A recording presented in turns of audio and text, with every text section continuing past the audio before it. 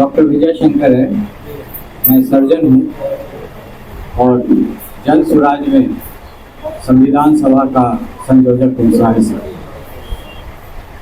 पिछले 1 साल से जन स्वराज से जुड़ा हुआ हूँ और हमारे जो प्रणेता हैं प्रशांत किशोर जी पिछले 2 साल से पद यात्रा पे हैं और जन स्वराज एक पार्टी के रूप में 2 तारीख को घोषित होने वाली है।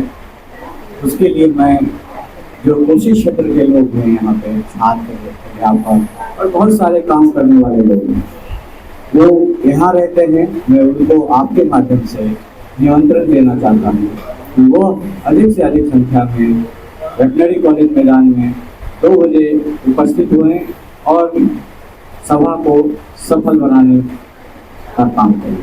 सर 2 तारीख को जन स्वराज का जो है वो गठन होने जा रहा है, क्या इसके लिए आप लोग वहाँ पे इकट्ठे हो रहे हैं? हाँ, लगभग 4 लाख लोगों की व्यवस्था की जा रही है वेटनरी कॉलेज ग्राउंड में। इसमें अधिकांश जगह से पूरे बिहार से लोग आएंगे और इकट्ठा होंगे और पहली बार ऐसा होगा कि इतने लोग इकट्ठा होकर एक पार्टी का गठन होगा। सर, बिहार की धरती परिवर्तन के लिए जानी जाती है, क्या जन स्वराज वो परिवर्तन लाने में इस बार सक्षम होंगे? बिहार की धरती से ही लोकतंत्र का भी शुरुआत हुआ, बिहार की धरती से ही जेपी क्रांति हुई और इस बार उसी तरह की क्रांति फिर से चल पड़ी है। तो आप लोग जो पार्टी बना रहे हैं ये पार्टी बाकियों से अलग कैसे रहेगा? इस पार्टी के जो प्रस्तावना है, संविधान की जो प्रस्तावना है, इसमें कितने पहलू हैं। हम लोग गांव-गांव तक जा करके पूरे बिहार से लगभग 6000 जगह जा करके सब लोग अपने जिला में गए, लोगों से पूछने का काम किया उनको क्या चाहिए, संविधान कैसा हो, संविधान का चिन्ह क्या हो, संविधान के प्रतीक कौन है और संविधान में आदर्श संहिता लागू करने की व्यवस्था की जा रही है कि एक पद निश्चित तौर पर एक व्यक्ति को एक ही पद लेना है। अपने परिवार से किसी भी व्यक्ति को किसी न तरह का व्यवसाय दिया जाएगा ना किसी तरह का पद दिया जाएगा और उनको 2 बार ही चुनाव लड़ने का अनुमति मिलेगी अधिकांश तौर पर।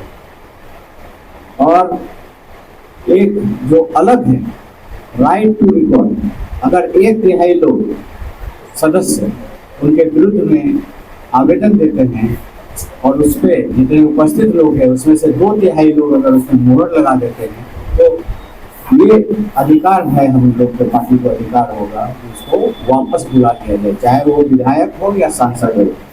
भले ही उसकी विधायकी नहीं जाएगी लेकिन पार्टी ये घोषणा करेगी ये हमारे विधायक नहीं रहे, ये हमारे सांसद नहीं रहे, भले वो निर्दलीय हो जाए, क्योंकि अगर वो कुछ गलत कदम करते हुए पाए जाते हैं तो उनपे ये कार्रवाई होगी। अनेक तरह की बातें हैं जिसकी वजह से ये पार्टी घर का नेतृत्व करने वाले लोग अपने घर के सभी लोगों को खुश नहीं रख पाते हैं। ऐसे में क्या प्रशांत किशोर जी अपने ही तमाम सदस्यों को जब वो 243 सीट पे उतारेंगे सबको वो संतुष्ट कर पाएंगे? सारे ऐसे लोग हैं जो निस्वार्थ होकर सब पढ़े लिखे, कोई IPS रिटायर्ड है, कोई IAS रिटायर्ड है, मैं खुद चिकित्सा पेशा से आता हूँ, ऐसे बहुत सारे महाविद्यालय के प्रोफेसर हैं, शिक्षक हैं, अनेक व्यवसाय से हैं, सब ने निस्वार्थ भाव से इस पार्टी को ज्वाइन किया है। और आज चुनाव पैसे का खेल हो गया है, तो क्या आप लोग बगैर पैसे का चुनाव में आएंगे? पैसे का खेल हो गया है बट यह जनता को तय करना है। आज पैसे का चुनाव हो गया, उसका भुगतान जनता ही कर रही है। उसको शिक्षा नहीं मिल रहा है, उसको रोजगार नहीं मिल रहा है। बिहार से बाहर लोग जाते हैं और बिहार के नाम पर वो उनको गाली सुनने का होता है। बिहारी एक गाली बन चुका है और बहुत लोग छुपाते हैं कि मैं बिहार से हूँ, वो नहीं कहते हैं कि मैं बिहार से आया हूँ। आप लोग क्या करेंगे? खत्म करेगा सर जो आपने ये बात बहुत अच्छा प्रश्न किया आपने। जन स्वराज का लक्ष्य है अगर सत्ता में आई तो अगले 10 साल में बिहार को अग्रणी 10 राज्यों में लाना है, उद्योग धंधों को लाना है, उनकी जो योजना है 14 साल तक के बच्चों को फ्री शिक्षा देनी है,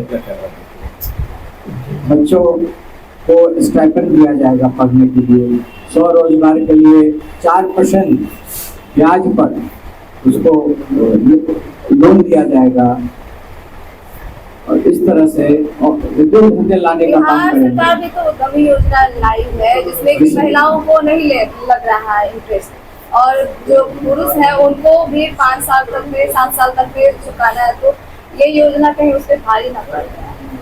आप लोग जो ला रहे हैं 4% पेंशन, अभी जो पेंशन मिलता है 1500 रुपया, उसको बढ़ा करके 4000 रुपया प्रति माह करने की घोषणा की जा रही है।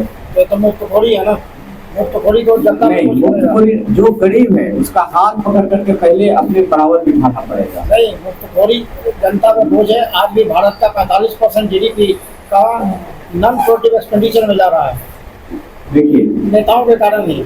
नेता फिर आप लोग अलग कहाँ हैं? आप भी तो उसी नेता के चक्कर में हैं। नेता अगर भ्रष्टाचार छोड़ दें, बहुत सारा पैसा उनके ऊपर, उनके सेवा में, उनकी सिक्योरिटी के ऊपर, उनके भ्रष्टाचार की वजह से बहुत सारा पैसा बर्बाद होता है।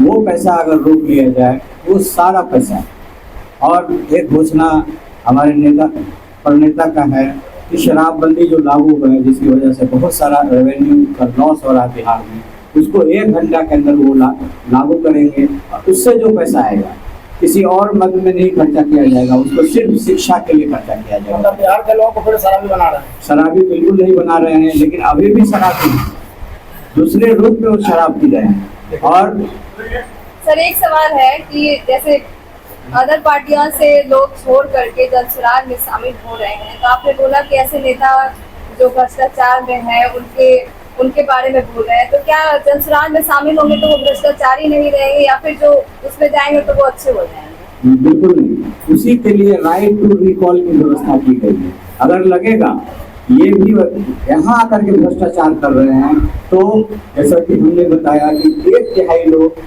उस पर आरोप लगाएंगे लिखित में, और उसके लिए वोटिंग होगी। वोटिंग के बाद 2/3 लोग अगर इसको पास कर देते हैं, जो कि किसी भी दल में ऐसा नहीं है, भ्रष्टाचार लगा रहता है, और वो लोग कहते हैं कि कोर्ट से जब तक भ्रष्टाचारी साबित नहीं हो जाए, और बहुत बार तो कोर्ट से भ्रष्टाचार साबित भी हो गया तो भी अध्यक्ष बने बैठे हुए, सुप्रीमो बने हुए। एक सवाल ये है कि कोसी और सीमांचल के लोग लगातार तमाम पार्टियों से ठगे जा रहे हैं, तो क्या जनस्वराज जो है उनको उनका हक दिलाएगी? क्यों जुड़ेंगे 2 तारीख को कोसी और सीमांचल के लोग? प्रशांत किशोर पिछले 6 महीने से लगातार पद यात्रा कोसी क्षेत्र में कर रहे हैं, गांव-गांव जा रहे हैं, और अभी बाढ़ की भीषणता आप देखेंगे तो आपके आंख में आंसू आ जाएंगे। इतने पैसा, करोड़ों अरबों रुपया हर साल खर्चा होता है, लेकिन अभी तक कोई उसका समाधान नहीं हुआ है।